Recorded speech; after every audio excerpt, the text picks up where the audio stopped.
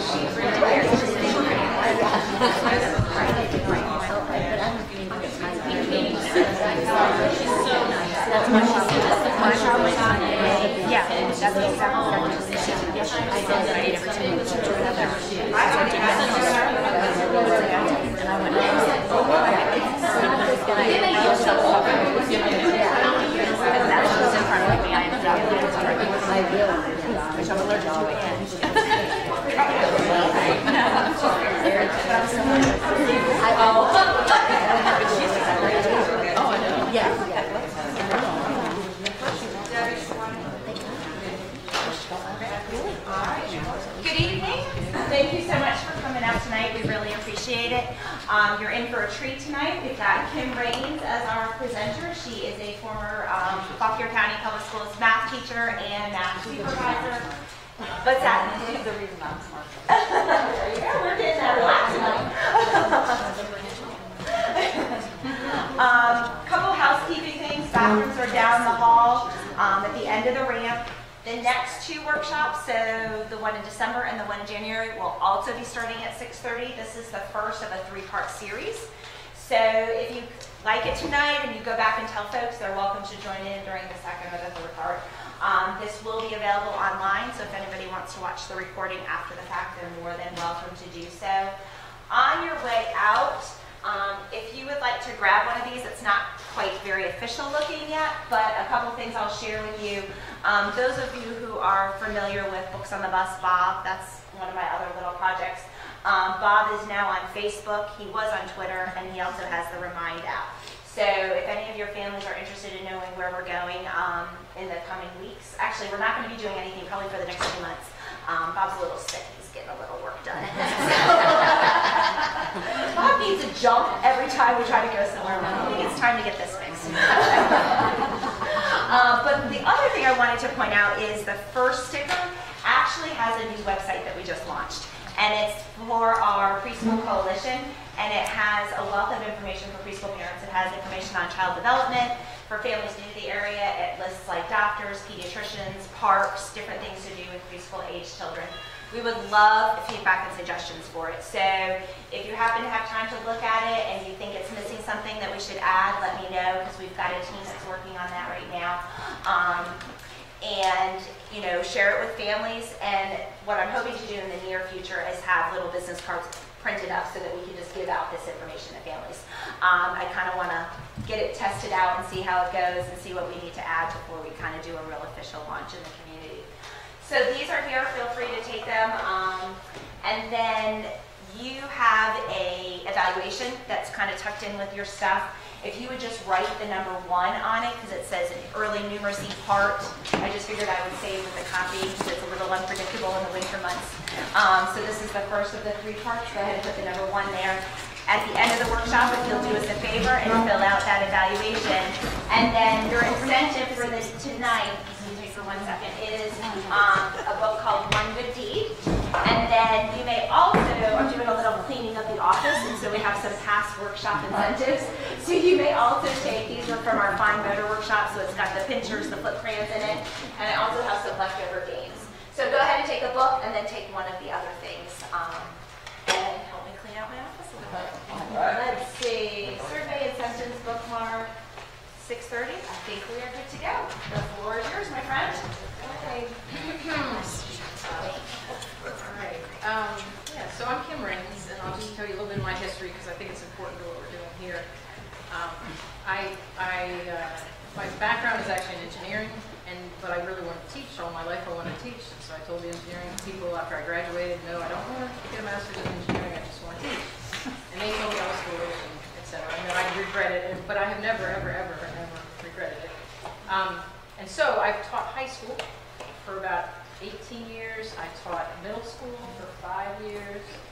I was at the school board office for 6 years, governor's school for 4 years. So I tell you all that to tell you I am not a preschool teacher. Like, I've never taught preschool. I have 4 children that I've raised who are good with number. I now am working on my 2.5-year-old grandson. Like, he's halfway to school. I'm getting there, but you know, I've got him halfway there, and I'm working on numeracy with him. But I have never taught children like your children doing in an everyday setting. So I'm just starting with that to tell you that you guys are the experts, really. And so what I'm going to do is bring you some ideas about mathematics. I do know a lot of mathematics, and I believe I understand what kids need to know from the level where you are so that they can be successful as they move forward. When I was at the school board office, I was K-12 math supervisor and spent a lot of time, probably more time in elementary schools because I sort of knew middle and I knew high. So I spent a lot of time with some great teachers at elementary schools and learned a lot from them. So I just want to preface it with that.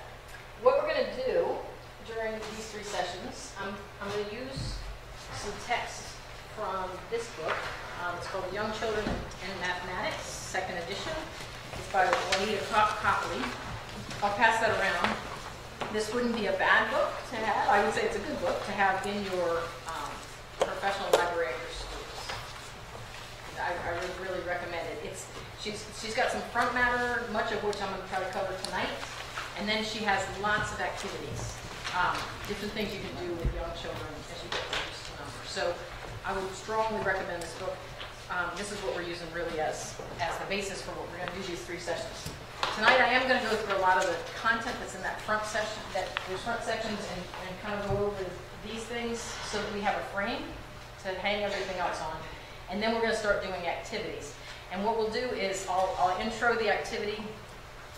Nita Copley will intro it via video, and then we'll do the activity if we can, like you guys will pretend like you're 3, 4, 5-year-olds, and in whatever fashion you want to take on when you do that.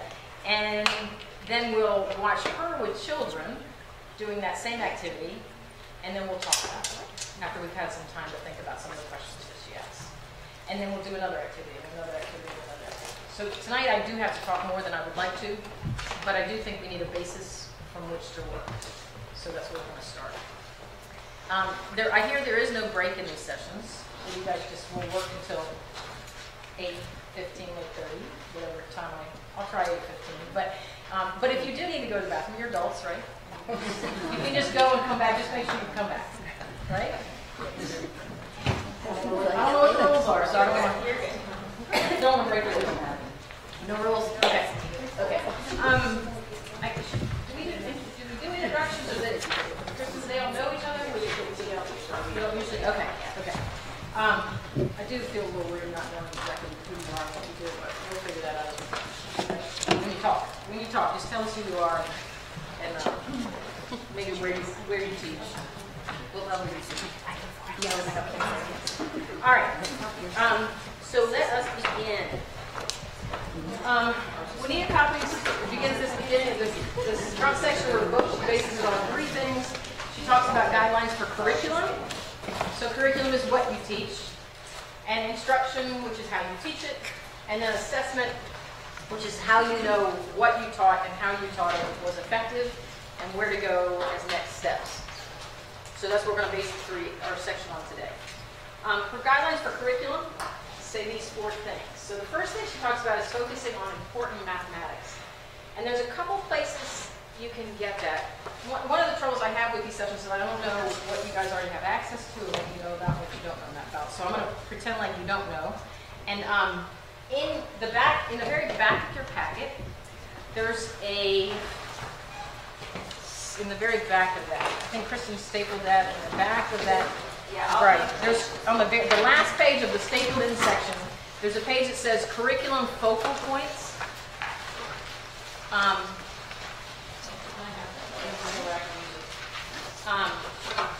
Curriculum focal points. So are you guys familiar with the curriculum focal points from NCTM, National Council of Teachers of Mathematics? So years ago, the NCTM, they came up with these focal points for pre-K all the way up through high school. And what they've done is, at the time we were saying we were teaching a mile wide and an inch deep, and so what they said is let's just concentrate at each grade level on a different thing. And so if you look on that page, It says curriculum focal points and connections for pre-kindergarten. And you'll see that the focal points for pre-kindergarten are number and operations, and geometry, and measurement. So under number and operations, it says the kids are going to develop an understanding of whole numbers, including concepts of correspondence, counting, cardinality, and comparison. And I'm going to go ahead and read this because I do think we need to set the stage for what it is that you guys need to be teaching 3, 4, and 5-year-olds. Children develop an understanding of the meanings of whole numbers and recognize the number of objects in small groups without counting and by counting, the first and most basic mathematical algorithm. They understand that number words refer to quantity. They use one-to-one correspondence to solve problems by matching sets and comparing number amounts and in counting objects to 10 and beyond. They understand that the last word that they state in counting tells how many. They count to determine number amounts and compare quantities using language such as more than, less than. And they order sets by the number of objects in them. So that's what number and operations is all about. And as I was reading it, I was thinking, I was just on a trip to Haiti. We were in the schools there. And, you know, the young kids are able to recite 1 through 10, you know, in Creole, but also in English with us now. I don't know if they understand what 4 is. In Haiti, I should tell you this because this may make you feel better about your jobs. There are, in the preschool, the youngest preschool class we went in, which was 3-year-olds, there were 3 teachers, but there were at least 40 children. In a room, you know, like right here, like right here. So, yeah, feel good tomorrow. And very well behaved, and, you know, but they do learn a lot whole group. And I think a lot of mathematics, you can do some whole group, but a whole lot's got to go, you know, one-on-one with kids. Like as you work the room, a whole lot's got to happen with teacher, child, and even child to child, where I'm not sure Haiti could get a whole lot of that. But anyway, and you also have the parent who comes up and says, but she's really bright, like she can count to 100. And that's all good. It is good that she knows the names for all those numbers, but does she know what 3 is? That would be my question. You know, does she have a good concept of 3? Does she know what 6 looks like? And we'll talk about that some more. The second main focal point they talk about is geometry, identifying shapes and describing spatial relationships. Children develop spatial reasoning by working with 2 perspectives on space as they examine the shapes of objects and inspect their relative positions. They find shapes in their environment, describe them in their own words. They build pictures, designs by combining 2- and 3-dimensional shapes, and they solve such problems as deciding which piece will fit into a space in a puzzle.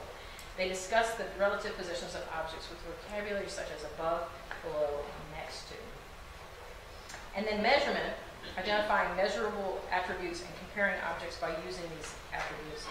Children identify objects as the same or different, and then more or less on the basis of the attributes that they can measure. They identify measurable attributes such as length and weight and solve problems by making direct comparisons of objects on the basis of those attributes. So those are the 3 focal points that NCTM says you need to be working on.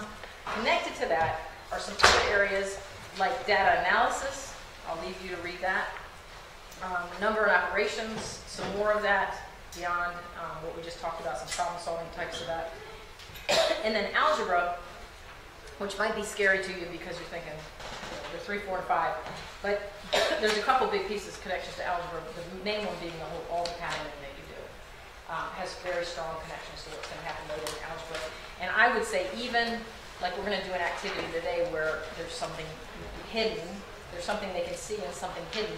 And if I know there's 5 total, and I see 3, and I'm trying to figure out what's underneath that hidden place, I say 3 plus what gives me 5.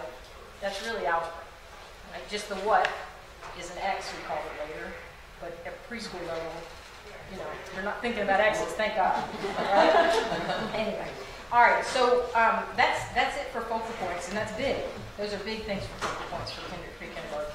On the page behind that, I'm not going through that, but it would be worth your while, I think, to read through what the focal points are for kindergarten. So what's expected for them by NCTM standards during kindergarten. So when it says focus on important mathematics, that's where I would go. You also have the building blocks from the state. Right? You guys know what I'm talking about? We don't building blocks, right? Yeah. There's a building block. Foundation blocks. Foundation blocks. Is that what they're called? I didn't put that in here. What else do you work, just tell me, what else do you work from?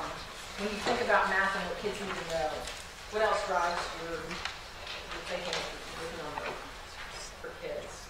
What other, do you use any kind of other documents or anything? What about, did you guys PALS test? Yes. Everybody PALS test? There's no math in the PALS? There's, it's We never coming got to that out, point, right? the Virginia early kindergarten, Virginia kindergarten readiness package, but it doesn't start until It's not out yet. We were wanting that like 15 years ago. Yeah, it's So I'm glad finally- it's getting there. So the interesting thing with that is this session really happened because Chris and I were working on another project, and she was talking about literacy and how she wanted to get somewhere with numeracy. And when I was at the school board office, I always wanted to do something with preschool teachers, not necessarily me personally, but have something going. Because I do think sometimes numeracy, probably because they always say what's tested is taught. So if we're basing all we do on the class or something like that, that's very literacy based, then does number just sort of get sidetracked. And I think when students hit kindergarten, if you could get them to the point where they understood what 1 through 10 would look like, or even 1 through 5, like what those numbers were, and what they look like in a set, and those relationships with geometry, they'd just be in a lot better shape. So we're going to work on activities that get us to that point. The second part of curriculum that she talks about is planning for connections. And so that's connections within the mathematics, like from one set of mathematics to another, that they see 3 over here in this setting, but they also see 3 in another setting, and though it's very different, that they see that 3 and that 3 are the same thing. Or it could be connections between different parts of mathematics, or connections between another subject in mathematics. We're going to do some literacy work. We are going to look at some books that have number in them. And so pulling that number out of those books and calling attention to that is important. And then I would say even connections to their own lives. Like, where are the mathematical connections? You know, math is everywhere. It really is if you start looking for it. And so how can we make sure that kids are making connections to their own lives? 3 is about emphasizing the processes of mathematics. And the main place I would go there is these 8 mathematical practices. So you guys know about Common Core? So Common Core, most of the nation went to Common Core. Virginia didn't because we're really good. Us along with Texas and a few other states, we already have it figured out, so we don't need a national Common Core standard. But and our stuff is very close to what the Common Core is. But one very good thing about those national standards that came out of those is these 8 practices. These are the 8 mathematical practices written more in children's language. And I know your kids aren't going to read them from a wall, but I do think these ideas should drive kind of what you're thinking about when you're working with kids. And so the first one is about perseverance. I can solve problems without giving up. One time they did they took a problem to Japanese students and to American students. They were 6 years old, not too much older than your kids. It was a problem that was kind of really fairly difficult to solve. But American students gave up in about 4 minutes, and Japanese students were working like into 60 minutes and beyond. And so there's a lot to this perseverance piece. Separate, not even just with mathematics, but with many, many things. So the more you can do with young children with perseverance, and that it's the process that's important. The answer is not all that. What's important is your thinking that gets you to that point. So we'll talk about that a lot through our practice here. And then the second one is I can think about numbers in many ways. So that just means physically that they can think of, even thinking about the number 5, that 5 can be 4 and 1, it can be 3 and 2, it can be 2 and 3, it can be 1 and 4, or that it shows up in many different ways. And then the third one is I can explain my thinking and try to understand others. So a mistake that we sometimes make is that we talk too much, and we need to hear kids talking much more than we are talking. And maybe that doesn't happen in preschool, but I promise it happens in K-12, probably worse at the 12 end. And maybe you guys are much better at that. But we need to get kids talking about what their thinking is and how they're trying to solve problems, and then we need to listen, and then we need to question. We'll talk about some of those questions later. And then I can show my work in many ways. You've got kids that are really verbal and can verbalize their thinking and how they're solving a problem. But you also have kids who can draw pictures there. You have kids who might just be able to use some kind of manipulative and just show it with things. But they need to learn that they can show that work out in many different ways. The next one's I can use math tools and tell why I chose them. I think it's really important in math all the way up to have the tools available to them and let them choose what they're going to use to solve problems. Like if we always give them this manipulative when you do this type of problem, then they're not going to learn what to use what, how to use what when. But we need to, here's an assortment of things you might use. You pick, how you're going to solve this problem. The next one is I can work carefully and check my work. So that's about accuracy. We do want kids to be correct at the end of the day. So they do know how to get the right answer, and they know how to check their work. I can use what I know to solve new problems, so they know how to apply that. They know how to take it from this scenario to now another scenario that's a little bit different, but they know it well enough to be able to apply it. And then the last one is what math is all about. I can solve problems by looking for rules and patterns. So those are not the actual math practices. They're more formal. If you look up Common Core math practices, you'll see them in their official form. But this is somebody's interpretation. I hate to not be able to give credit to it, but I Googled it, and put in, preschool math practices, and that's what I came up with that, and I thought it was a good list. But if you read the real math practices, you'll see how well they fit in. So I would suggest to you that kind of be your background. Maybe you make such a poster for yourself or for your teachers.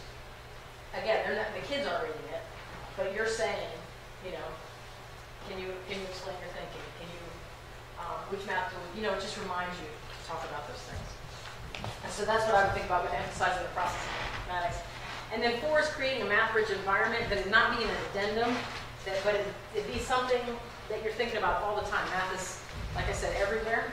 And so you've got things all around your room that are all about number and objects, and it's math-rich. So it's not just literacy-rich, but you also have a math focus in the room. You're thinking about it, the kids are thinking about it all the time. All right, guidelines for instruction. These are the 4 things she focuses on in the book. She does talk about planning experience. Talking to teachers who show up for a nighttime session, so I imagine you plan everything you do. But it's basically, you've looked at where your kids are, and you plan experiences based on where they are and where you want to take them. That you're not just winging it. You guys, I'm not looking at anybody because I know you would never do that. But we do plan experiences ahead of time. Then you orchestrate classroom activities. Well thought out. It's in most of your settings, are there several 3-year-old teachers? Are there several classrooms? So it would be good maybe to talk, you at least can talk to the other 3-year-old teachers about what they're doing and compare together, or talk to the 4-year-old teacher. It would be cool. Do you have math conversations? Do you guys talk about math, like vertically, 3, 4, 5? No? We don't walk up and say, hey, let's talk about math. You don't? No. Never? You talk about, let's talk about reading? No. Let's talk about patterns. Let's talk about patterns. You talk do? about it, we all. Okay. Yeah. Okay. To me, it's just a good way to, if you work with somebody and talk about your different people's reactions, and even sharing what kids have done in mathematics, I think you can learn a lot from them. The third one is expect all children to learn mathematics, and all should be highlighted. Sometimes it's easy just to take the ones that sort of come to us already having some sense of number, but all kids need to know what 4 looks like when they get to kindergarten. So expecting that all children will learn and can learn mathematics is extremely important. And then the 4th one is interacting with children. Not just putting stuff out there, but also getting in there one of the big pieces of interaction is just listening. A lot of times teachers, before they have time to listen, they start reacting and they start talking. But really you can learn so much just by listening, and then mold your questions well based on what you hear. So we'll try to look for some of that in the videos that we'll watch. And an assessment, making child-centered choices. So thinking about who the child is and what mode might be the best way for them to show what they know. Observing and interacting purposefully, so you know what it is that you want to see from a child, and then going after that thing specifically. We'll see some of that. Employ multiple sources of evidence because different kids put out in different fashions, so we need to make sure we're not always asking in the same mode, every kid in the same mode, because that might not be their mode of delivery. And then assess both children's learning and your teaching effectiveness. So if they didn't pick that thing up, it could be they're just not ready for that yet, but it could be that you need to try something different. And so paying attention to not only where they are, but where you are, and maybe you could find something else to do. And that's why books like Episcopal are good, because then you have some resources to go for some different ideas on how to teach. And talking to your colleagues about what they might do.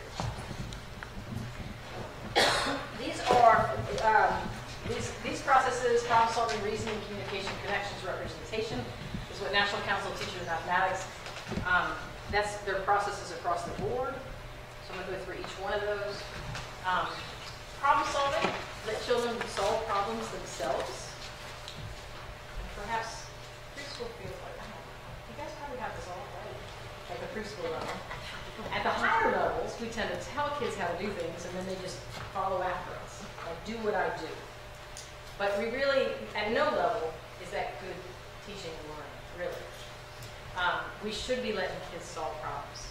And that means it takes time, right? And I don't know, do you guys, are you punched for time in preschool? Like, I know second grade to third grade, once we hit SOL land, third grade teachers would say, we don't have time. We just need to time, because we don't have time. You don't have time either? There's no time. There's never time. I don't know what we can do about that. Because when I say when she says let children solve problems themselves, it takes longer. I mean, it's a lot quicker for us just to solve it and say do this. But they're really going to learn it better if we allow them to do it themselves. And then the second thing here is to teach the problem solving process, and this is very official. It's Hannah Polya's method of problem solving, and she puts it in the book, but it needs to be at a preschool level. So understand the problem, so that they understand what it is they're trying to solve, and then they have some kind of plan on how to solve that, and then they carry out the plan, and then they check their solution and think, does that really solve the problem? And a lot of times that teaching is going to come through your modeling. And again, we'll see Nita Copley do some of that in her video. The next section is reasoning. Oh, we shut the door. I'm thinking, where did those go? Oh, it's okay. It's okay. We don't need them. No, I think there was a fire practice. We don't need it. I think they put something in that. I thought I was just losing it. Where did they go? Anyway, the second big mathematical practice of the process of mathematics from NCTM is about reasoning. And these are great questions to ask all the way up and down. Pre-K, I wish through 16, but college professors are even harder to get to move in this direction. So ask questions like, are you sure? Does this only work this time? Will that always work? How do you know it works? Why do you think it works? What else can you find that works like this to help them make those connections? What would happen if? I wonder how this can be changed. What would the pattern be? What if? I wonder why. And perhaps it's because, the last perhaps it's because, I'm not sure I like that one. As soon as we give our teacher answers, they think that's the only answer. Right? When the adult in the room says it, it's true. Like for preschoolers. Maybe not 7th graders.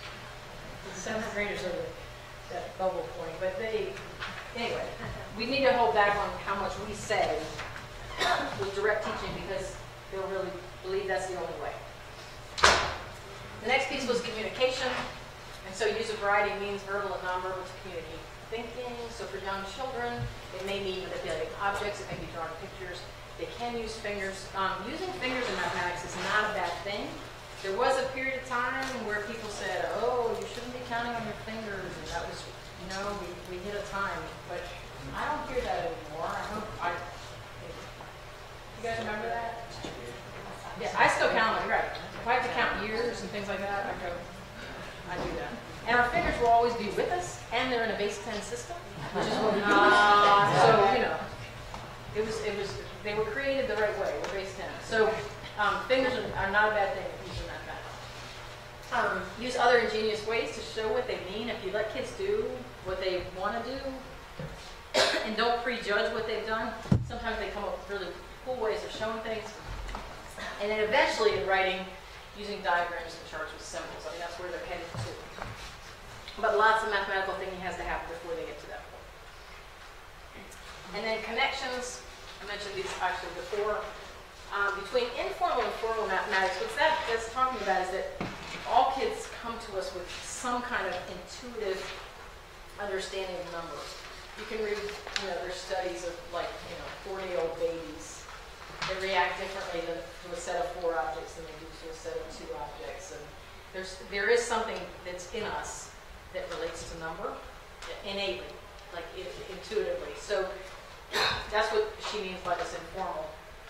And then formal mathematics is we start getting names, right? We start calling 1, 1, and 2, 3, and 4. And then between different mathematical topics to make those connections between them, which means we need to think about them.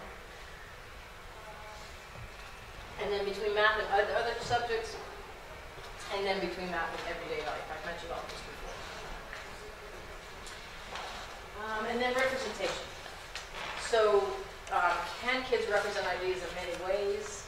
And these are some ideas of those ways: pictures, graphs, and symbols, concrete objects, figures, drawings, diagrams, maps, bar graphs, pictographs, and then tallies, symbols, and marking in the various kinds. So we need to think of mathematics maybe in a bigger picture than we previously did. And then the last piece that she talks about is just about content, and we already mentioned that when we looked at the focal points. Boy Scouts, Girl Scouts. These are the 5 areas that we mentioned before. And then this, I just put this in here because I thought this was a good kind of way to look at what happens with young children, and I would hope any child as they learn mathematics. There's they start with just an awareness that there is such a thing, or that there is such a problem, and then they explore within that, and they try some different things, and they try to make sense of what's going on. And then in the inquiry set, they're still asking questions, but they're coming to some kind of conclusion. And then in utilization, it's this idea that they can take that they've learned and apply it to some new situation. So we're going to look for that as we watch these videos as well. All right. So I've just summarized what's on all those pages, just so we have some talking points to be able to move forward. So any comments, questions on all that? Sorry, I had to talk to you. All right. So now what we're going to do is we are going to begin this watching Juanita Copley. She's going to talk a little bit. Full screen right here. And then you have some papers that look like, that's what I always do.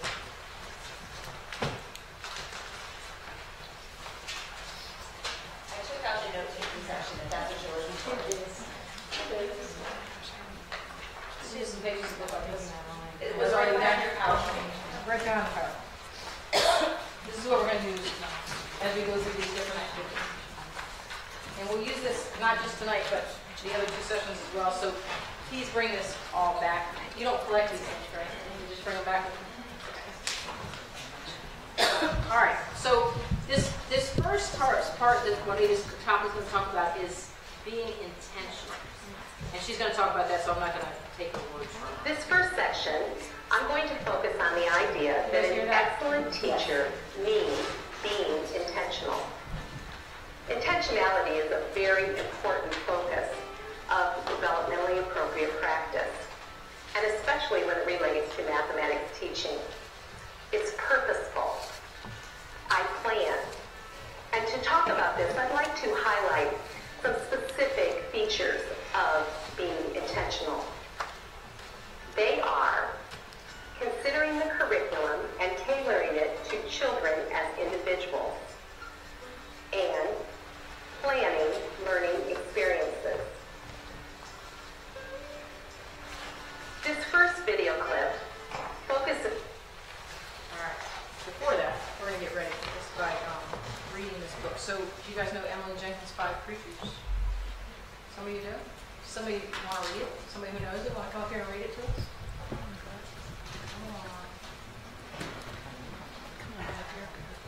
Somebody come read. No, come on with it. If you can. Come on. Somebody.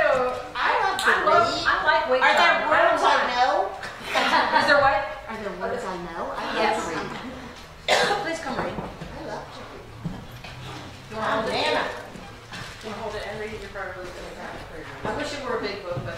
Okay, guys. It's called Thank you. 5 Creatures. And it's a mama, daddy, little girl, cat, dog. 5 creatures live in our house. 3 humans and 2 cats. 3 short, 2 tall. 4 grown-ups, 1 child. That's me. 3 with orange hair and 2 with gray. 2 with long hair, 3 with short. 4 who like to eat fish. 3 who like to drink milk, and 1 who's allergic, and 1 who has it only in coffee. 2 who like to eat mice. Only 1 who likes to eat beets. 3 who sleep in my bed. 3 who don't like taking baths. 3 who can button buttons. 4 who can open cupboards. 4 who can get up on the high stools, and 1 who can crawl under the fridge.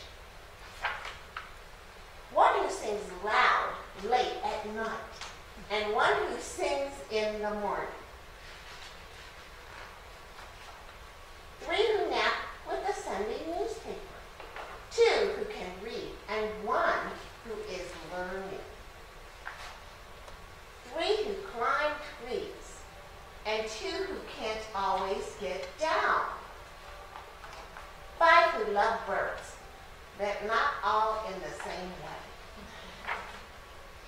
3 who like to hide in boxes. 4 who have a knack with yarn. 2 who lick each other. 5 who kiss each other, and 5 who sit together in the evening by the fire. So we're done?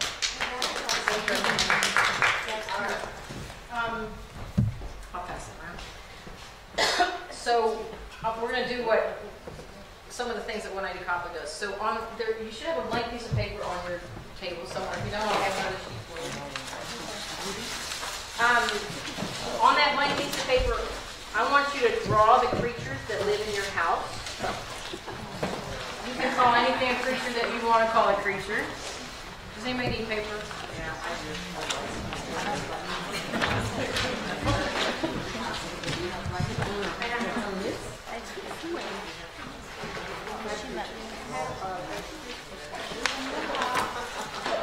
Draw a picture of all the creatures in your house. On any, like the back. On this Well, I had a piece of paper in This front of one? everybody, but now, no. There should have been blank pieces of paper on your table. Oh, And I had a pack of paper.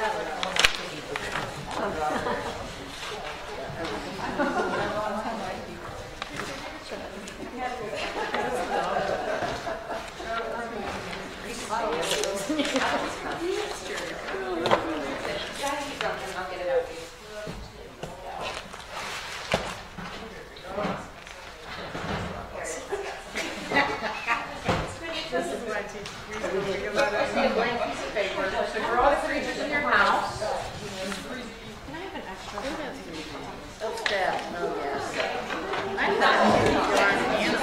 okay for a while. Oh, I have this hard stop. Picture of the creatures in your house. You can build a house if you want to. Oh, no, but you did a great job. Girls, do you want to look at that? Creatures in your house. Don't look at it. This cracks me up. My cat's much better than my dog. I didn't get to catching on with little people. I'm glad there's not many people there now because I'd have to drive by.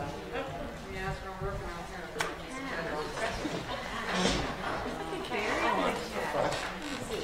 Steph, don't be smart. It's a cat. Look at my dogs.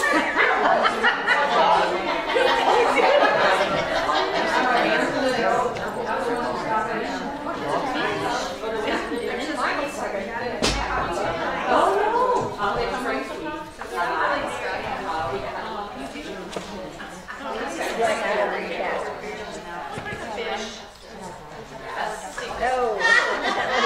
Well, it is a teacher.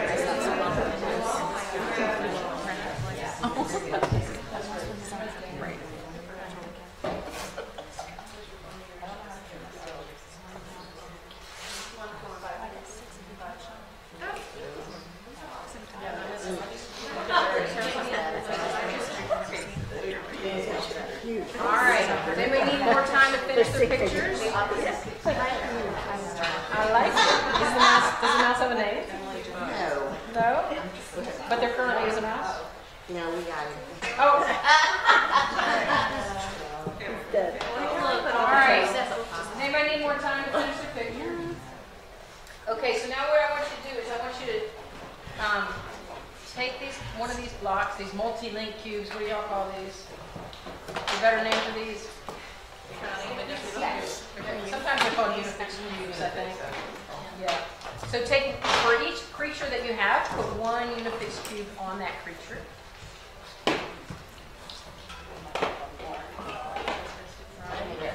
So we're trying to just stress that one-to-one correspondence and each one counts as one. You currently have 8 crickets. Jason Wallace. I just saw something about him, right? Did something happen? Is he the Jason Wallace that I saw? Did you have a child? Yes.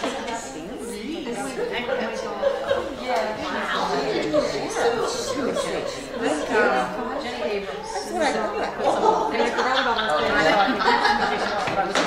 And I couldn't pull the video. And then I went when I got home. I was very right. Just looked like I thought you were Jason Wallace. Yeah, Jason. No answer.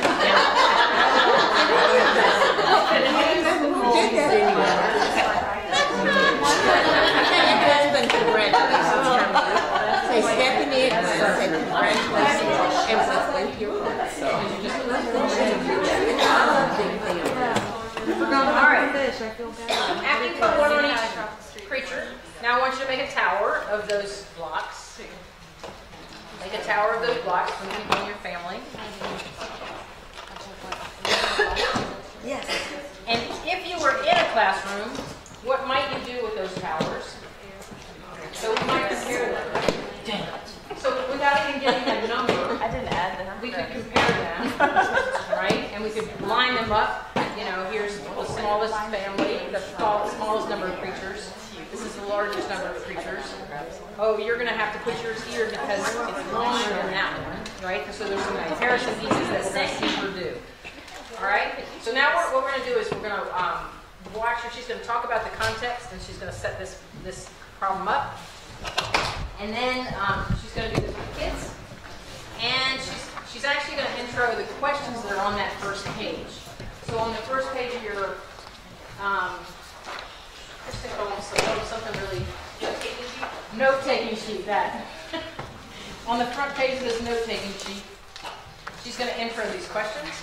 And after we watch the video, I'll give you a couple minutes on your own to answer these questions. And then we'll talk about your responses to those. All right, so let's just listen to her. On the idea of being intentional. Let me tell you a little bit about the context of this activity called 5 Creatures. To talk about this tape, I first of all want to give you the context of this video clip. And then I will talk about 2 questions that I want you to keep focused. The first of all, the context of this tape comes from a pre-kindergarten classroom. This happens at the beginning of the year, and it's a lesson that where I focus on numbers and operations. First of all, on the tape, you will see young children in a group activity with me as a whole group. They will be listening to the book, 5 Creatures by Emily Jenkins. I will be asking them to think about number by using their fingers and by counting. I then will ask them to go back to their seats and work very carefully on a page about their family. They will be mapping their picture of their family with Unifix cubes. And in using one-to-one correspondence, they'll be putting the cubes on each figure in their picture. You will not see that part on the video clip. But what you will see will be when the children come back to the whole group and we start putting our pictures together. We will be putting them together in very special ways. And I think you'll be able to see that as you look at the video clip. Now, the 2 questions that I want you to focus on are as follows. First of all, how can teachers intentionally use literature to teach number concepts? I want you to be looking for that in this video clip. The second question, what evidence can you identify that tells you the teacher has intentionally planned this activity that connects literature and number concepts? After you view this video clip, please pause the DVD so that you can respond to any reflections you may have about this video. 5 creatures live in our house. 3 humans and 2 cats. Now wait a minute. 5 creatures live in Emily Jenkins' house. 3 humans. Could you show me 3 on your fingers? 1, 2, 3. 3 humans. And it says 2 cats. Could you make 3 humans and 2 cats for me like this? Could you put them together? Now they said 5. Let's see if it's 5. Check it with your check. 1, 2, 3, 4, 5. 5? Okay. Do you know what a human is? That's us. You're a human. I'm a human. And 2 cats. That made 5. Did it make sense? Let's make sure. 3 humans. Everybody get 3 humans on your hand. And 2 cats. Now watch how Mrs. Copley does it. Look. 1, 2, 3, 4, 5. It's just 5, isn't it? Yeah. You must have counted 1 twice, maybe. Oh, look at this one. This is fun. 8. Look. 4 who like to eat fish, and 1 who doesn't. Who do you think likes to eat the fish? What do you think, Chris? I think the orange cat does. I think the gray cat does too. And I think the mom and the dad, but maybe the little girl, she doesn't like to eat fish, doesn't look like. Well, let's see if that works. Now, we got to put a 4 on one hand. Stack them up in a big column. Here we go. Stack them up. Stack them up. Oh, boy. Now, then put it right there by your picture and put your hands in your lap because we're going to do something very special. That's going to be a big book, too. That's got 3 in it. This one has 4. Come on up next time. Let's see. Where's this one going to go? Oh, my. Oh, look at you. Just knew that right away. What a brainy person you are. Put it right there. Well, that book's going to have a page in it, too. Okay. All right. So I'll give you a minute or so, maybe 2 minutes, to write down your responses on that page. Question 1, how can teachers intentionally use literature to teach number concepts? You might even be able to think of particular books that you use. And then secondly, what evidence can you identify that tells you that this teacher has intentionally planned an activity that connected literature and number concepts? I'll give you a couple minutes to answer that on your own.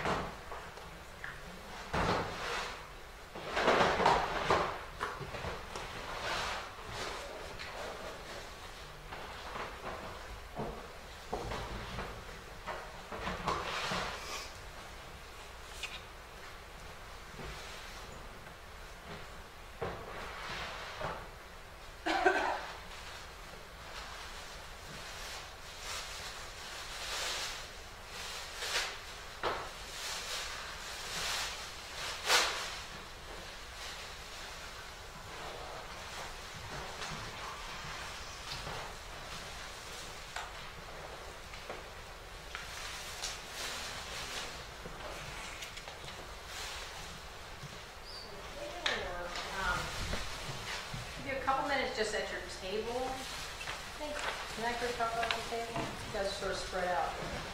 You guys think this table, most of these guys are circles and these guys are circles, and these are only 3, so.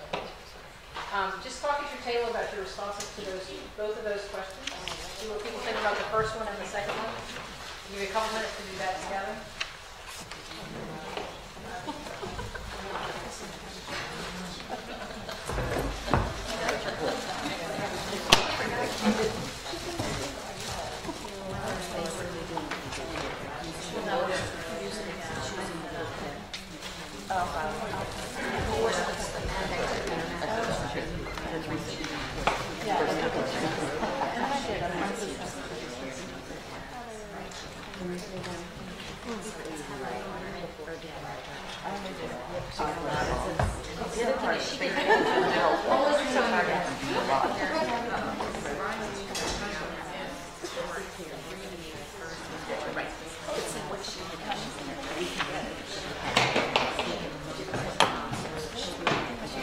It wasn't just, okay, right, and then compare sign, all of that. So she had a whole lot of work.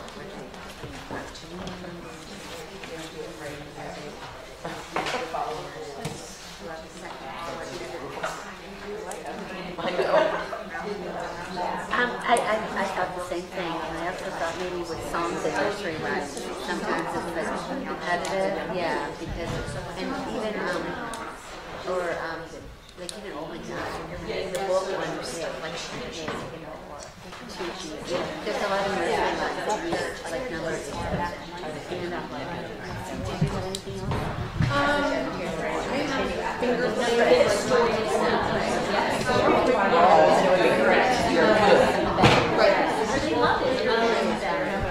One book that we went to I do so it was my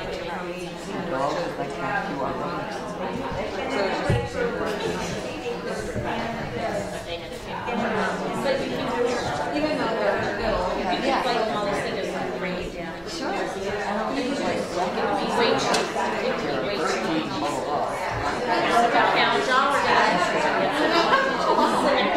you can't touch one hand. Evidence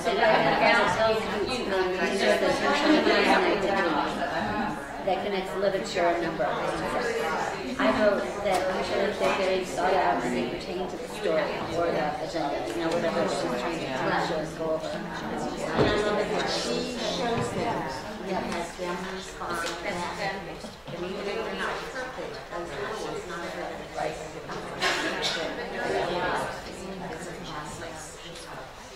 All right. Let's talk a little bit as a whole group about these. You can share your response or somebody else's response. I just want a few people to share a response to each of these. So question 1, how can teachers intentionally use literature to teach number concepts? So it could be something you said or something you heard somebody say that was interesting at your table. Anybody? Response to the first question. She just wants her to. I said choose books related to our weekly theme that incorporate numbers or counting. This week we were in instruction, so we had a book moons, bricks. 2, 4, 6, 8. Good idea. Anything else? This table had great responses, I thought. Songs that have numbers in them that the children sing, the nursery rhymes, finger plays. And children still get a whole lot of nursery rhymes? Oh yeah. With you guys, right? Yeah, we're a preschool. We're not. Yeah. Lots of nursery rhymes. Yeah. And what about the second question? What evidence can you tell that she intentionally planned activity that connected literature and number? That seems like an easy answer. Is there anything beyond she chose a book that had number in it, and then she put an activity around that, which does take a little bit of thought. Yeah, she had several activities. Right. So she read the book, she saw it was about number, and then she expanded on that. In your packet, the Staples packet, there is a long, fairly lengthy list of books. There's probably some more current books.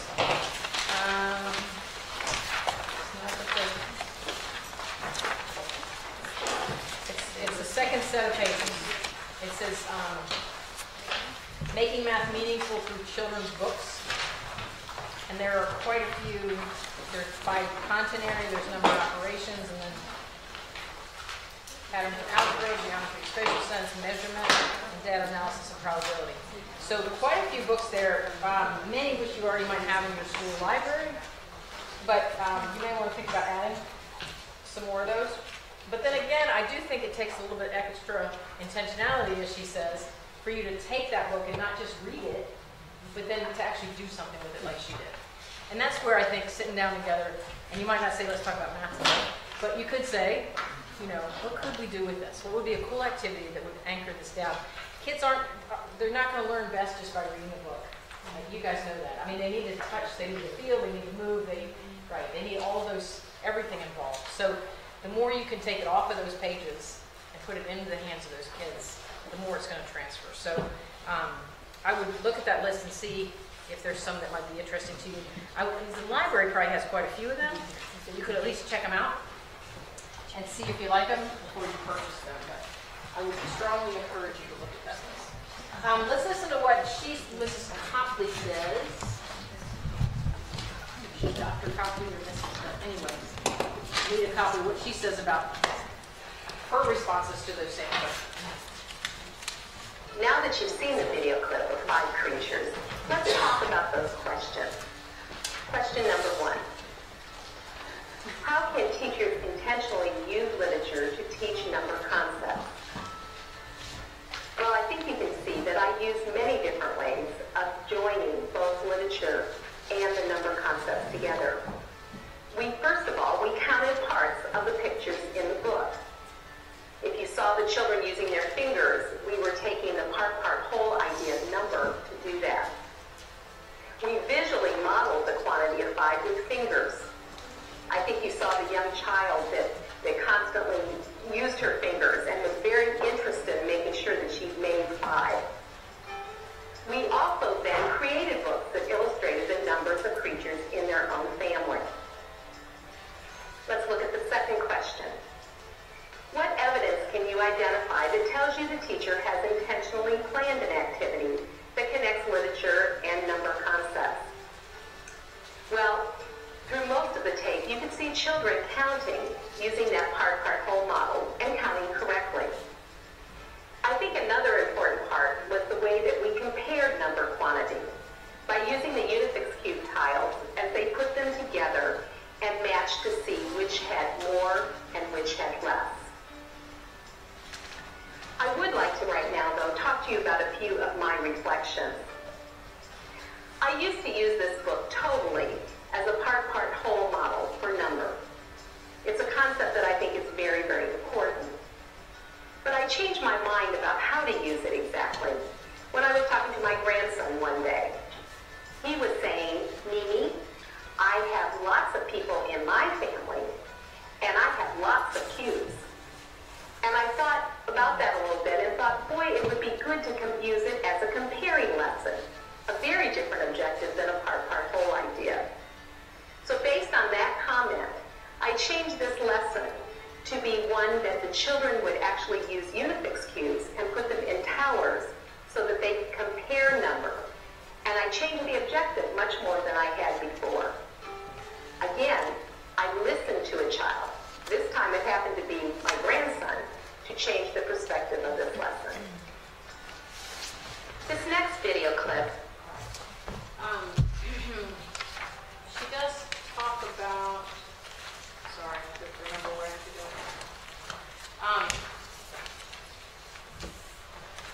There's a lot, I can't do 2 things at once, I'm sorry. Used to be able to do that. What happened? I don't know if you guys have read about mindsets, but Harold Dweck wrote a book about it's called Mindset. It would be really good if you read it. Has anybody read that book? It's a great teacher book. It's about how, and what you guys do is so foundational to this. It's about whether people have growth mindsets or fixed mindsets. And a growth mindset person says, it's hard work that gets me somewhere. A fixed mindset person says, I was born this way, they were born that way, they're good at that because they were born that way, not because they work hard. And it really does, our reactions to people, not just kids, but everybody, is based on that. So anyway, it's a good read if you like to read that kind of thing. It's not a hard read. I don't remember it being hard read, but anyway, I thought about that when I was watching this because there was one point, and she does say she analyzes these tapes and she doesn't like what she sees. So I'm not being critical of her because I'm certain I've done many. If you've ever, have you guys videotaped yourselves? If you've ever videotaped yourself, I didn't do it till I taught 20 years. And then I said, oh my goodness. I said that? I let that kid sit there with his arms crossed for 40 minutes and didn't go over and say anything to him. Anyway, videotape yourself if that's legal in your school and check it out. You don't have to show it to anybody else. Just watch it. Just watch yourself. It's amazing. Anyway, I don't know if you noticed it, but I did. She said when the one boy came up and put his tower in the right place, do you remember she said, you're such a smarty. Yeah. That's very fixed mindset. That says you showed up, you knew, not, she does it many, many other times. Many other times she'll say, how did you know that so quickly? And she's trying to pull out the reasoning that the kid went through, but I didn't notice that in that one. But anyway, and you'll hear her talk about it. It's hard to watch your tapes and then put them out here. It's hard. All right, this next set, we're not going to do this one. This one, but it's a cool activity. The reason we're not going to do it is because what she does is she finds out from parents the birth weight of each of her kids, and then they put sand in a bag for how much they weigh, when they were born. And so it's a measurement activity. I imagine there's some comparison. They go ahead and they decorate these little sand babies that they have. And then she does bring in, like the next day, she brings in a bag that weighs like what they weigh now. Like just one bag, not all their different weights. But I don't know what do you think your kids weigh? Your student, your 40. So she has a bag that's like weighs that, and they can't pick it up. And they're amazed at how their little sand baby compares to the other one. But I couldn't do that. Obviously, find the weights, and we can't act up now. But I still think it's a good activity. It definitely shows intentionality. So let's watch this one. Water. All in all, it was a lesson that I enjoyed, and I hope you did too. The next example that illustrates being intentional is a video clip that I titled Sand Babies.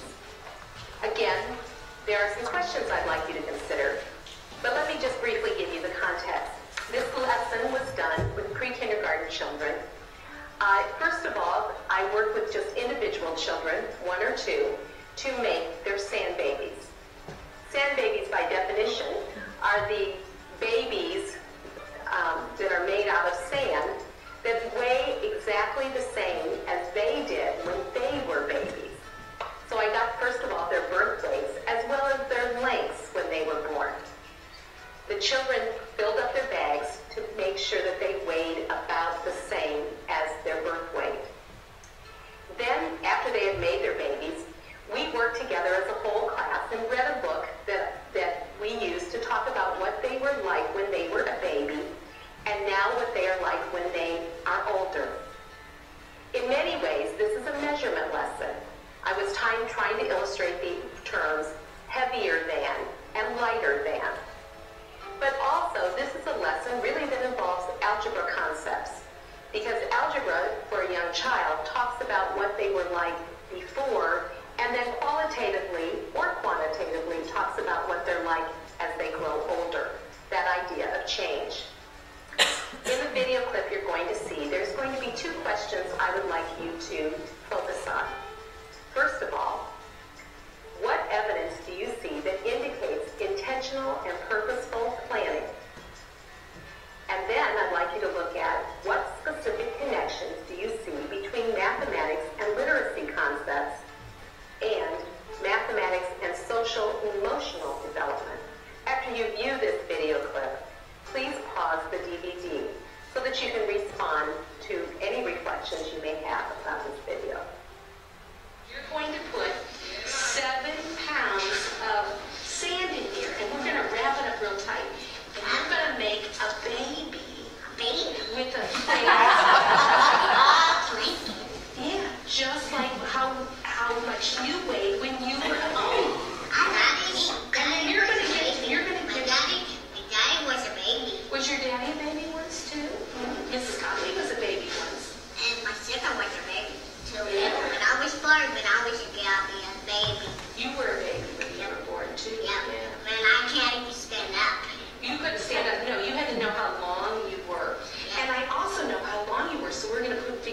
about too. Isn't that fun? And tomorrow, and today you're going to make your baby, and then we're going to get to play a game with it tomorrow. You get to hold your own baby. That I'm big. Okay? So what we're going to do is I'm going to look through the book, because in the book, I have pages for each one of you. And I have a picture of you. Isaac. That happens to be Isaac, but I've got one for everybody. And on one side of the page it says, when I was little, and you're going to put something down here, a picture or a story or something about when you were a baby. And then now I am big. And now you're going to put a picture of what you're doing now, what you can do now. So we're going to get some ideas about that first. And I have a page for each one of you. That's why I took your picture yesterday. So you'll have that to show. Can I hold your What I'd like to do is I'd like you to tell me about your picture so I can write about it. When you were little, what is this a picture of? Okay. I slept in a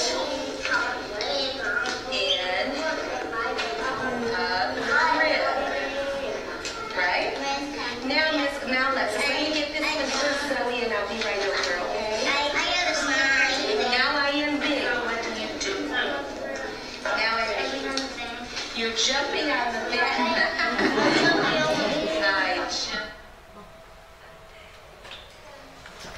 All right. So for this one, let's just talk about, you can record notes on that page as we talk.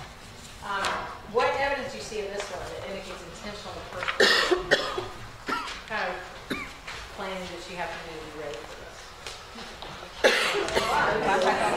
So I heard she had to take pictures. She took pictures, made pages for each child. I'm guessing She contacted parents to find out their birth weights, because I doubt that was in the records to start with. Had all the material. She bought the set. She found it. Somebody found the sand and the bags. She had the scales. She had what? the genius idea To do it in the first place. Yeah. Right. It's a cool idea. I would have thought about that. Yeah. Who would think that, right? So in this one, lots of intention, and I would also say the connection to this book. Like I don't know if she may tell us, but I don't know if the book drove the activity, or it seems like that would be more likely. Not only kind of Right? for most of the stuff that we do, you get a book and it's like, oh, We could do that. I would never think to make a not sand that. baby. Not that. But that's pretty cool. And she doesn't talk much, but she did do the lengths, and she had that adding machine tape that was there. So I imagine she measured that out and then compared it to how tall they are now. Right? That's my thought. Did you see that adding machine tape there? So she doesn't talk about that in this, but. And then the second question is, what specific connections do you see between math and literacy? Let's do that one first. So between math and literacy.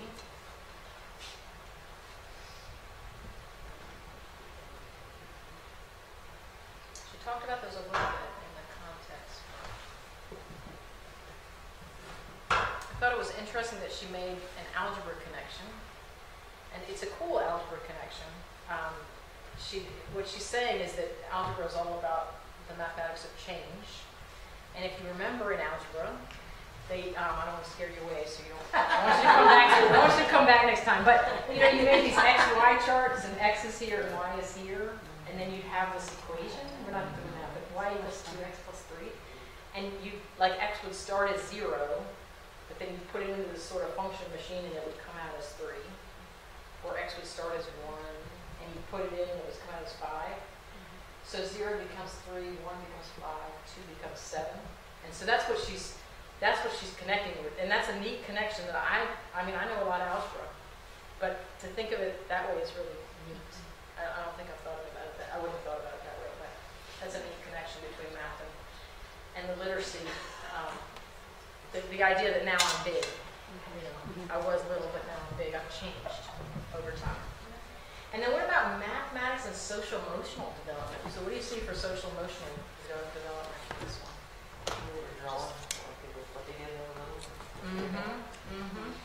So they were just even thinking about, how was I different when I was little compared to how am I now? And even that she allowed them to talk and just the conversation that they had and what the little boy was thinking. When she's doing the measuring, and when she's talking to Yes, the two? yeah. I do like watching the videotapes because they're just so cute. You guys get that every day. Yeah. I mean, maybe every moment's not delight, but.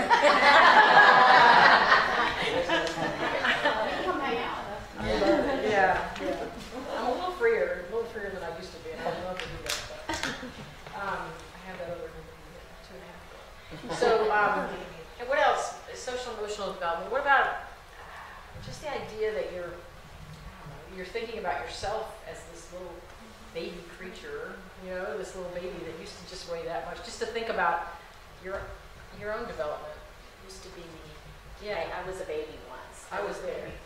And for them to have the physical, the tangible, I weighed this much. I mean, This is all I weigh. This is it. Yeah. And now I'm like this. Yeah. I think that's. Anything else there? I do wonder how much comparison goes on and what happens to that. Because we have babies that are born at what, 2 pounds? Maybe less? Not now. So, can you imagine? I mean, then you have babies that maybe are 9 pounds, maybe 10. So compare one same baby to the 10 pounds. I wonder what conversation that's all about.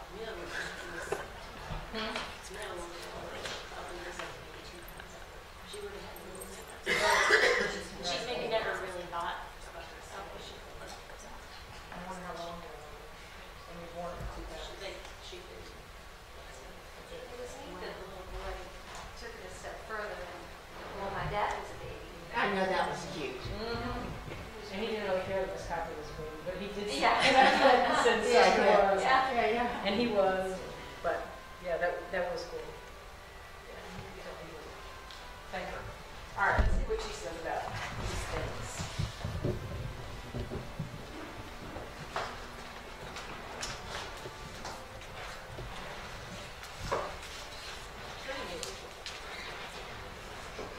Let's talk about the first question that you might have reflected on as you looked at sand babies.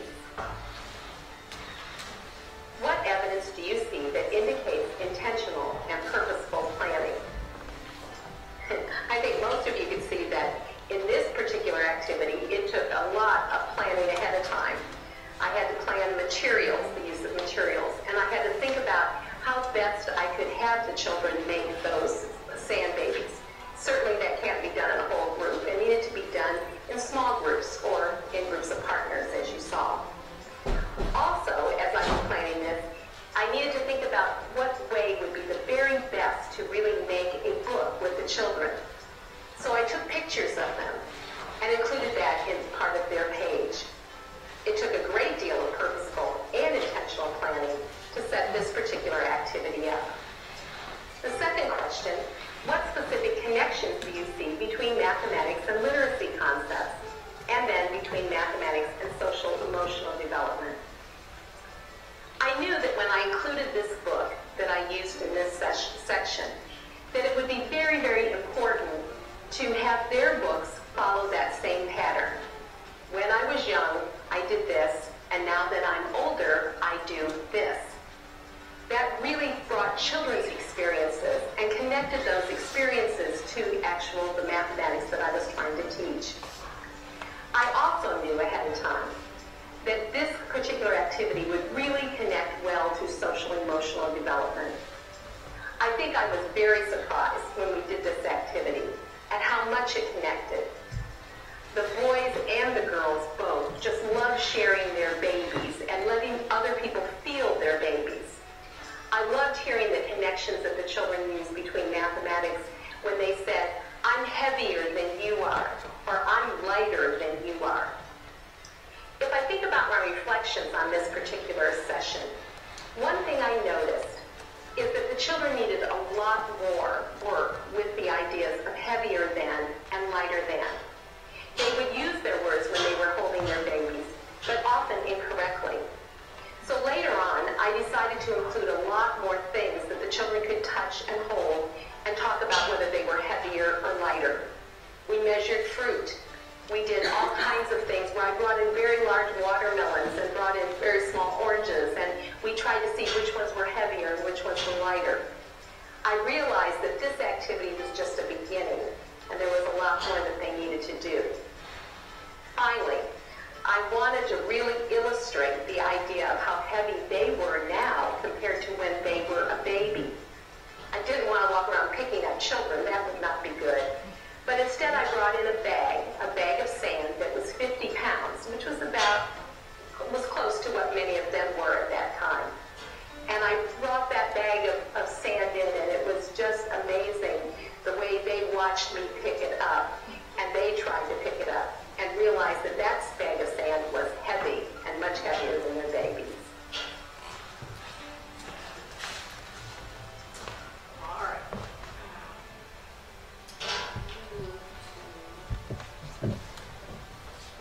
Planning curriculum.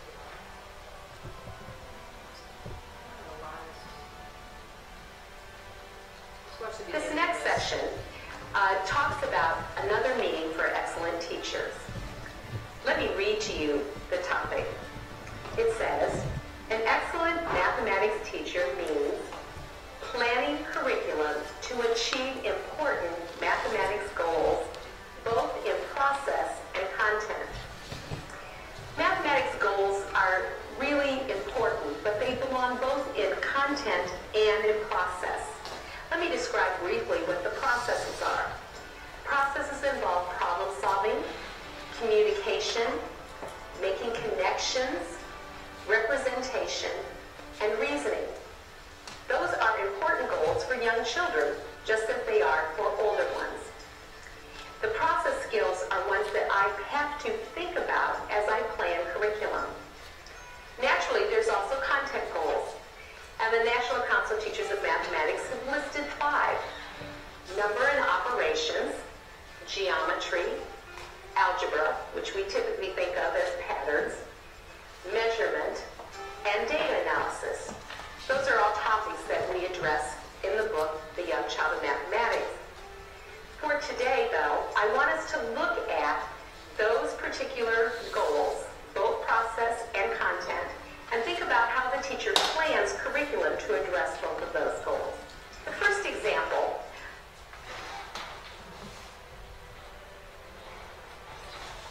Some of these I've skipped over some of them. The ones I have skipped over, I skip over them because they're older children. You know, they're first, second, third grade kids, and though it's fun to watch them, it's not really fun. So we're going to do this, how many are hiding. So we'll act this first thing out. So I need 5 of you. Can that whole table right there? That whole table, can you all come up here? The middle table. Just come up here. It's not a hard task. You don't have to say anything. Stand there. Go. So you'll see Nita Copley do this, and she says we have children up here, and she counts these children. She touches them each on the head. She comes over. 1, 2, 3, 4, 5. She counts the children, and then what she says is tells the children to go out to play. So can you guys go out to play? Go out to play. Go out to play. Go out to play. And then she talks a little bit, and then she says, children come back. Children come back. Children come back. And there is, in her case, an 8 with the other ones. And so she only has these children come back, and the kids all laugh, and they're like, that's funny because the other kids are still out playing. And then she has them try to figure out how many are missing, right? So lots of thinking goes on with that. What do you think a young child thinks about when they're trying to figure out how many are out there? What do they think? They might think of who's missing. They know by name the people that are missing, right? Well, so-and-so, so-and-so, so-and-so. So they might figure out 3. How else might they figure that out? I mean, she stressed the fact that there were 5 to start with. So they might use 5 fingers and say, here's 1, here's 2. I see these 2, somehow separate those and think about the 3 that are missing. At some point, we do want kids to, instead of counting all, we want them to count on, right? So and I don't believe, it's not a taught kid a skill, but it is a modeled skill. And you don't want to push on that when they're not ready for it, right? talking to those guys. I should pull them back in. But they would say, "I'll give them a minute." Thanks, Kristen. Then come back. You know, but you want them to say, "Okay, there's 2, 3, 3, 4, 5." You know, and realize that there's 3 missing, right? Thank you. Come on back in. Sorry. My guess is she probably did that a few times. So you guys can have a seat. Thank you so much. That's all that was to that. Yes, great.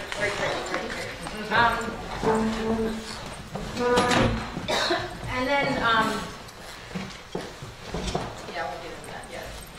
So there's just another math concept I want to bring up, but I'll bring it up in another place. So what I want you to do is I want you to find your playground. Somewhere you have a playground picture.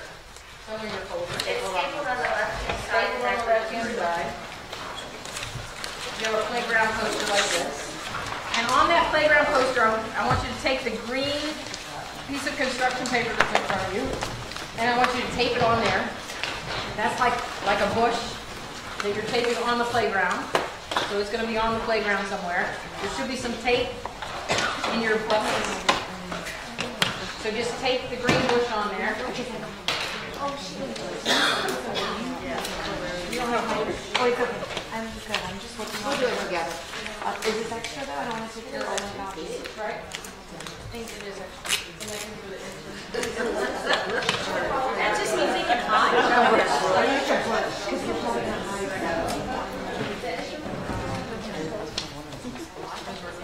Oh, thank you. Are you sure that?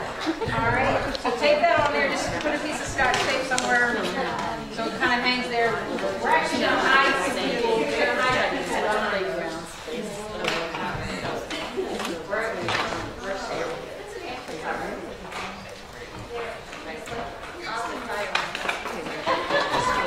I will make them. All right. And then I want you to take these. What do you call these? I've heard different names for them. Some people call them squash marbles. Last time somebody called them something glass. Something glass stones, I don't know. Anyway, I want you to have 5 of those. 5 of those total.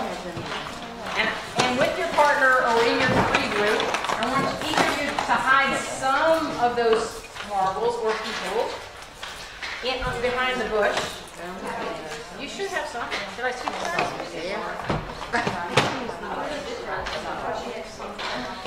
We can use our blocks. Yeah, thank you. Oh, Angelina, that's so hard. Because we're special, we're the front. So I want you to pretend like you're 3, 4, 5 years old. Are you missing it? I have extra. Here, I drew a bush on a stick. You want to do that?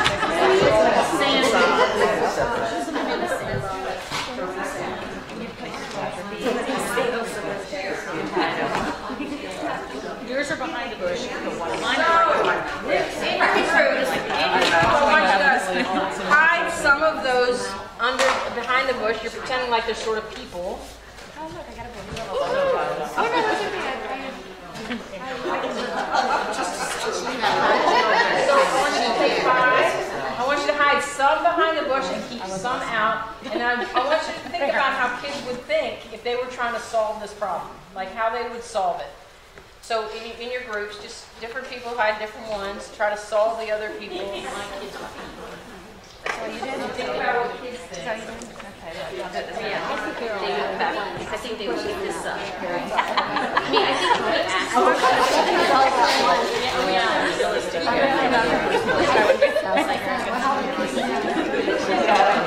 think we could ask.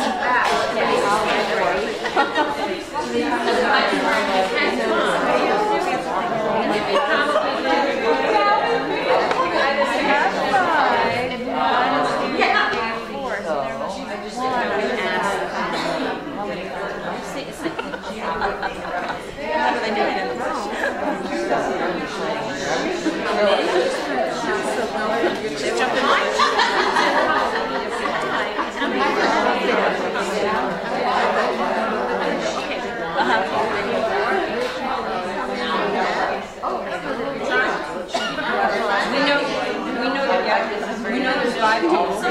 5 people. wouldn't change the number all the time. Right, we're not what it is, while we're doing this. Is that what we're looking You at? guys understand notes, theater. I guess when I was class, Kids know their name and trying to figure out what Just trying to decide how or the way you're supposed to ask them. we're supposed to figure out how many are A lot of it is how many thing is how we ask them. and what is Well, the first thing our children will do is. Yeah. That is true. That's exactly, there's a little That's the reality of it. Ideally, it would not be that, but that would be the first thing that I should do. They're gonna think it's right. They're gonna, they want to show me, give a show. Yeah. But you're not by yourself in my bush. There's three of you.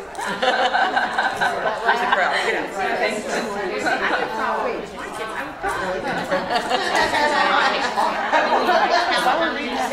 I guess if you maybe not. No, you have a hard enough. I don't know that I think I'm correcting Monica. maybe some of it.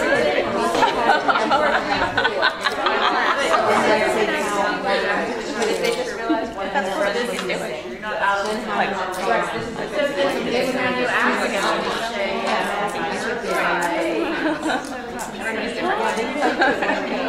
Have another one, right. Having a visual there. Helps them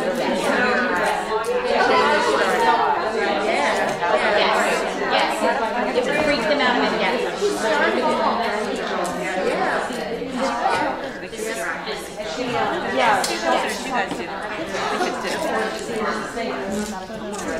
oh, with your own.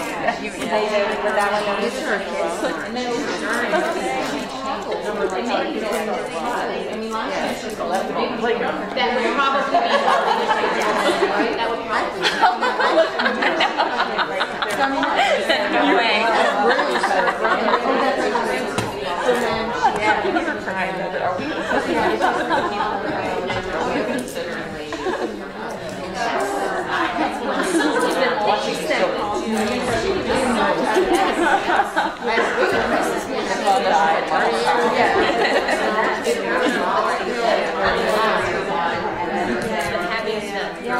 what does she do?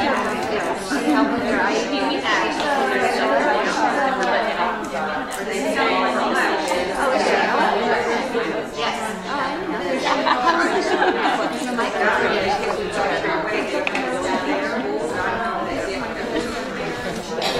What is interesting is that I love it. Both my friends. She was phenomenal. And Marcy, now she's the Mercy 5.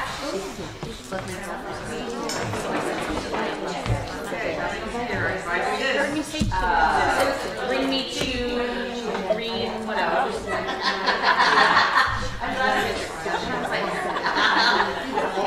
Bring me to and I was shocked. Our friends sounded good a long time ago. You guys teach numbers a lot. Oh, yeah. And then when I just She's going to figure it out fast. Yeah, like my problem-solving mechanic. But if I said bring me two, she could bring me two. All right. Let's watch the answer some questions.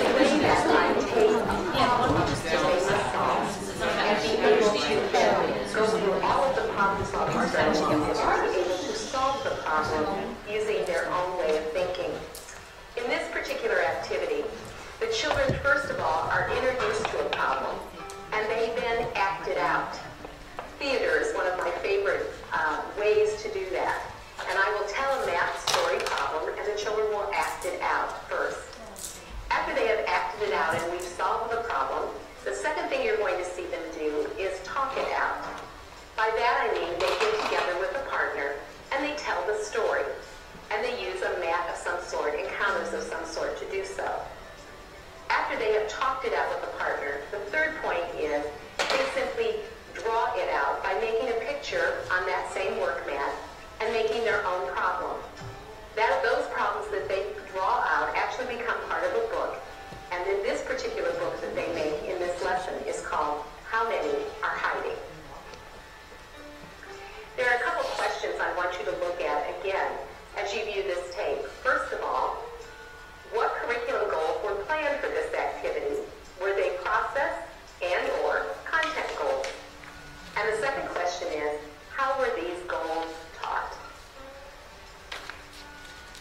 After you view this video clip, please pause the DVD so that you can respond to any reflections you may have about this video. Hello, welcome to the play by our class. I'd like to introduce to you the actors and actresses. The first person, actor, bow. The second person, the third person,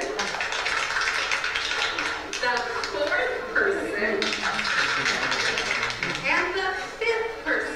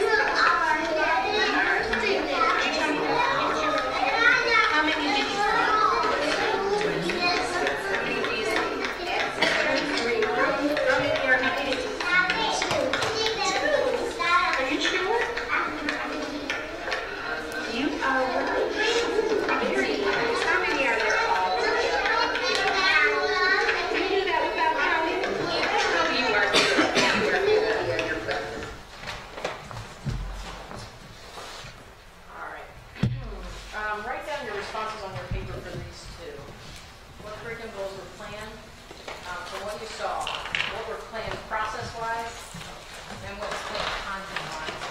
Process-wise, I think about some of these things that are up here. And then content, you can write down also. And then, how were these goals taught? Like, what did she do to make sure those goals were actually taught?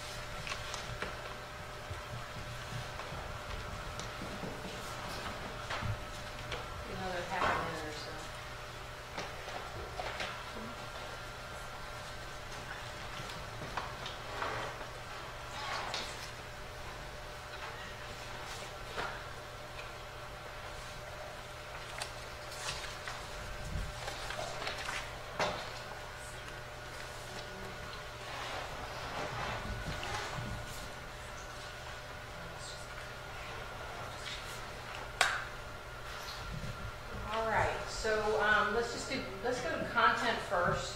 What do you think about content goals? What is she trying to get across content-wise? The algebra introduction, I mean. Somewhat, I see an algebra introduction like I talked about earlier, right?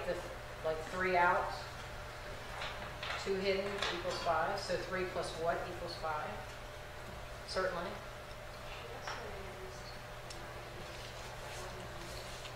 Did you ever hear that? She said she entered ordinal numbers. Even the way, I mean, she was very intentional about that. Even the way she first said that this is the first child, the second, third, fourth, or after, or whatever she called it.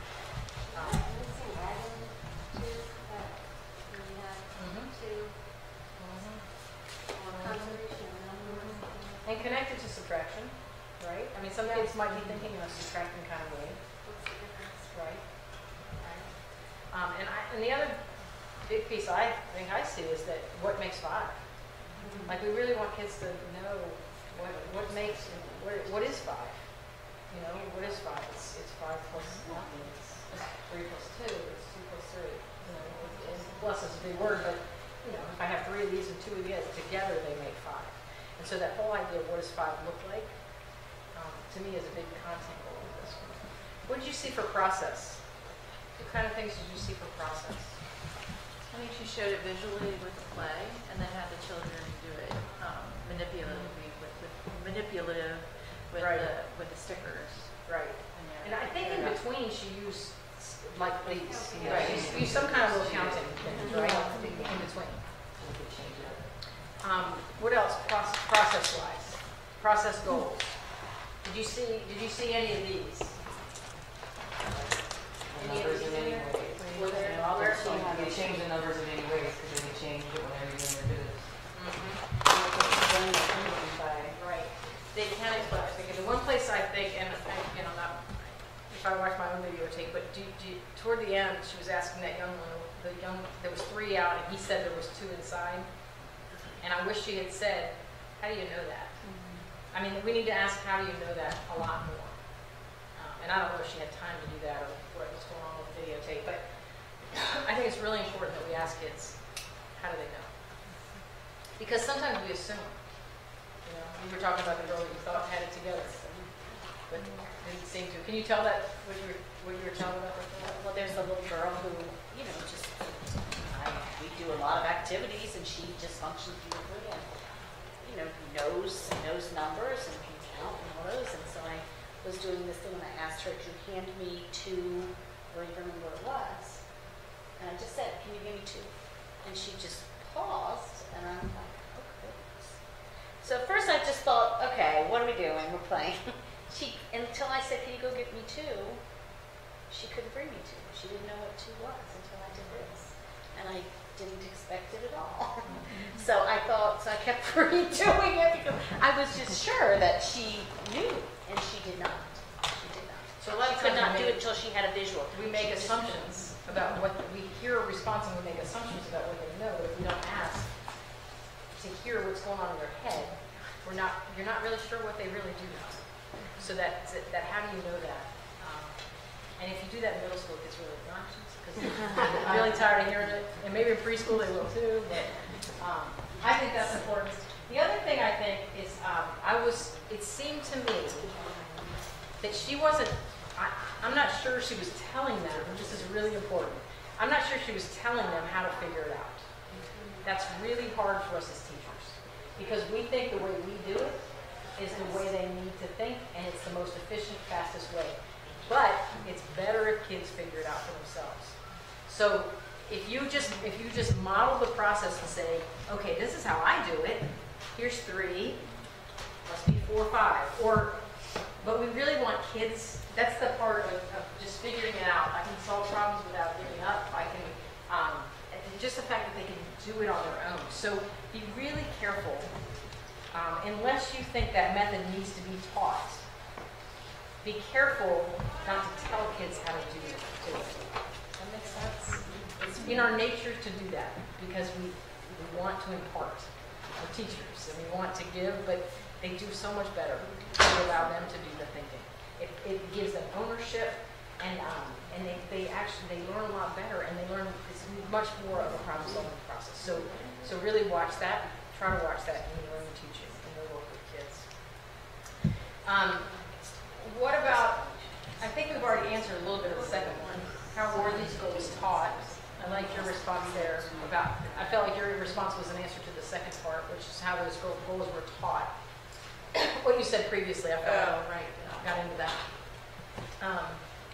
So any other comments on this activity? I feel like there's some other things. One other thing I want to talk about, those kids looked like they were how old? 6 or 9. They're preschool. They're preschool. So they've got to be on the top end like 5, right? And we were talking at one table about like how young can you go with something like this. So one thing is like 5 might be too big a number to start with. It looked like these kids were pretty comfortable with the process. I mean, the way they were sharing across the table, it looked like they had done the way they were conversing back and forth. And and that doesn't happen the first time you work with kids. I mean, that somebody's worked with those kids and they've done that over time. Because you don't get that kind of conversation initially with any age level kid. I mean, you've got to work with them a long time for them to understand that. I don't know. In preschool, do they still turn to you as the expert, as the teacher expert? And so even to have it across the table conversation was pretty impressive. So I would suggest even starting. I mean, I'm thinking of maybe tomorrow I have Tyler all day. And so he's only 2.5, but you know, he has a decent sense of numbers. So I might pull out one of these and just pull out some rocks and see. He likes playing with those rocks. But we don't usually he has a big pile of rocks, so we don't count them all. But I'm curious if he can even make sense of that. They were saying, like, what do you say to a young child? Right, we were just about saying how to here, figure it because out? you said let them figure it out themselves. But when you have a 3-year-old, some of them don't even. Oh, right. I mean, they're still working on I that. do have another grandson. But it's almost like that. It's almost like we were talking. It's like almost to model several different ways to do it. So to be very purposeful and to have several different ways that we model. And then it's because they're going to need some modeling. Right. But the best way to model it is to have kids model it. So you put it out there, and then you bring those. And do you guys have document cameras? Do you have? But you can sit around a circle. Right? You could sit around in a circle. So, well, do 33-year-olds sit in a circle? Yeah. But they could sit around. And what I'm suggesting is that you would put the problem out there and see who can figure it out, and then you work with that. Put that kid out there as sort of a showcase. Right. And say, this is how John does it. This is how Jason does it. This is how Emily does it. But you just got to be careful to not always use the same kids as the experts.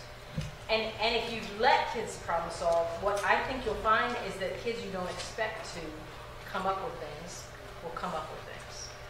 You know, if you put it wide open like that, I mean, the kid who just knows how to iterate, recite numbers, who you think is so smart, might not be the one who can figure out how many dots are. We have 1 for how to do it, and the other one tells that how to do it. Yeah. But then hopefully over time, if they see the other, I mean, that's the same with all kids. I would say that's the same with all adults, right? All people. Because we do the same thing, right? My way's bad. Anyway. But if we can start doing that with young kids, right? But the point is to just even have them now have the opportunity to have that argument, if you will. That's part of that. I can explain my thinking and try to understand others. Yeah. So there's that place, and that's really hard with all levels of people, but I can imagine, 4 and 3-year-olds, what does that look like? So it's going to look different, okay? All right, time is up. So what we'll do, the other sessions, is continue to do activities. So I don't have to do the blah, blah, blah next time. So we'll watch her do activities. I hope you enjoy these videos as much as I did. I would suggest between now and next session, which is like the Thursday before Thanksgiving. So be here, no matter what's going on. I'm sorry. I was eating candy for Thanksgiving, so I sort of missed the holiday. Bring that back with you. And then the other thing is if you have any cool number experiences with kids between now and then, like if you can just be thinking about number in general, you don't have to try any of these activities. But if you do something cool, just come back next time and be willing to share with us what we're doing at school. All right? So just think about number and maybe bring something back to you. All right? Thanks for being here. Thank you. Couple quick housekeeping things on your way out. If you would mind just putting like your evaluation right on the table. I went ahead and put the certificates and one of the bob things right in there so you can just grab one of those and go. And like I said, these are some extra incentives from previous workshops. So go ahead and take an old one and then go ahead and take a new one. Thank you very much. You also might want to just stick your name tags inside of your folders. Please take the pizza. It's that much less we have to clean up and throw out at the end. So if you have families at home, please grab a box. I think there's a couple boxes that still have half pizzas behind them. So thank you. Look forward to seeing you all next month.